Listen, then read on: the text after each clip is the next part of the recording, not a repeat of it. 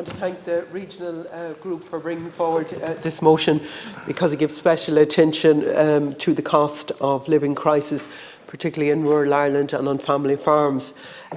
We know that fertiliser has increased 160% to 228% in the last year, and it's completely unsustainable. So while beef prices might be high at this particular time, in terms of the outputs, it is absolutely crazy. We know feed costs have gone absolutely through the roof, and farm families are really struggling with the fuel costs and other costs associated with living in rural Ireland.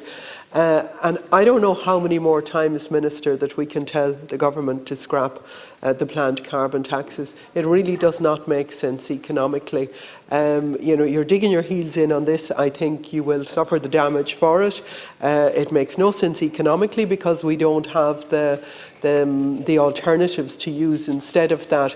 And see, the big problem, I suppose, is that I know Martin Kinney brought forward before the legislation to rural-proof government policy, and it's very, very obvious that government policy has not been rural-proofed, and people in rural Ireland know this, and the farming community know that. And it's not just us saying it, Minister. We know the CSO data showed as late as last week that the regional inequality continues to rise. The rising inequality in disposable income, for instance, was 3,237 as it is in 2020, as opposed to 1,307 in 2000. So that should tell you, it's not political, that should really tell you what is happening and what your government and other governments have done in rural Ireland. It's 3 times higher than it was a decade ago. So something is absolutely wrong.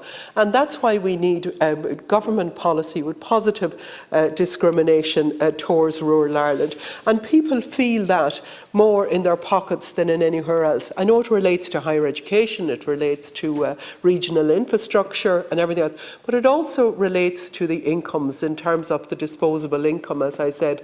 And where we have farmers that don't have so little disposable income by the time they have paid for everything, it completely discriminates against rural Ireland. And if one thing COVID should have shown us was the need to address regional inequality. Thank you.